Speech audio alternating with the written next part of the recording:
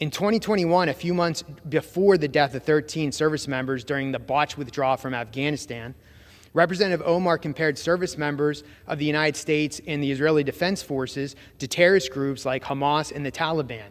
She tweeted, and I quote, "We have seen unthinkable atrocities committed by the U.S., Hamas, Israel, Afghanistan, and the Taliban," end quote. To think that a representative here in this body would get into today's hearing, I want to explain why this debate matters. This isn't about a single comment or one isolated controversy. I'm laying out a pattern of public statements that, in my view, have repeatedly crossed the line and even drawn condemnation from members of Representative Ilhan Omar's own party. As I walk through these examples, you'll hear why I believe someone with this record should not be serving on the House Foreign Affairs Committee. Let's get into it. Talk about what Representative Omar has said, talking about that, because I think it's important to put this in context. In February of 2019, Representative Omar tweeted, and I quote, "It's all about the Benjamins, baby," in reference to American support for Israel. She said that AIPAC was buying U.S. representatives. House Speaker Nancy Pelosi and the entire Democratic leadership actually condemned Representative Omar for these anti-Semitic comments.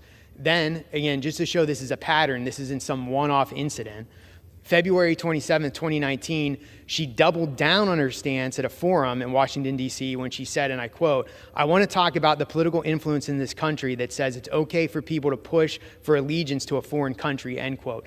Clearly, she's going back to the trope that Jewish Americans have a dual loyalty between the United States and Israel. That offended Chairman Eliot Engel, who at the time was the Democratic chairman of the Foreign Affairs Committee.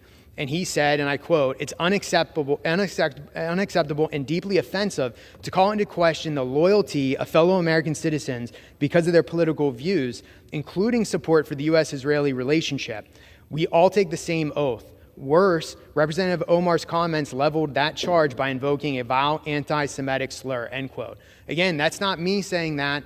That's a former Democratic chair of the House Foreign Affairs Committee.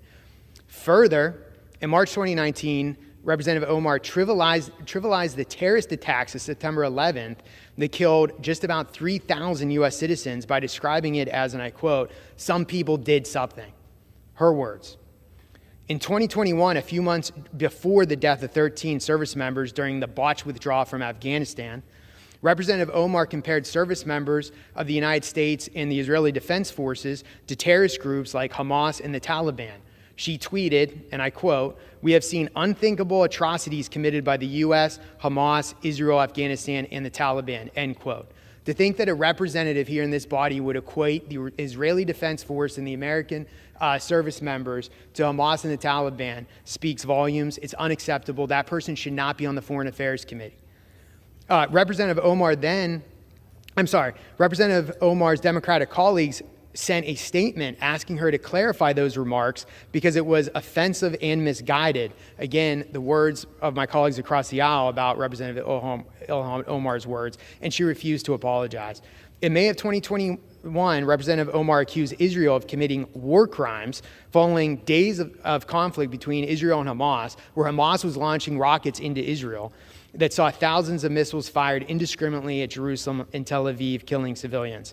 And she described Israel's defensive posture as war crimes, saying nothing about the terrorist attacks of Hamas. So spare me the false outrage over her comments. She has proven time and time again that she should not be on the Foreign Affairs Committee. But I'd like to yield 5 minutes to my good friend from the state of Florida, Representative Maria Salazar. Listening to everything presented in this hearing, I believe the central argument is about accountability. The case made here wasn't built around a single controversial remark. Instead, it pointed to a series of public statements made over several years that have repeatedly drawn criticism, not only from Republicans but also from prominent Democrats. What stood out to me was the repeated reference to Democratic leaders who publicly condemned Representative Ilhan Omar's comments. From concerns over anti-Semitic rhetoric to criticism of remarks about the September 11th attacks, comparisons involving U.S. service members, and statements about Israel and Hamas, the Speaker argued that these controversies reveal a consistent pattern rather than isolated incidents.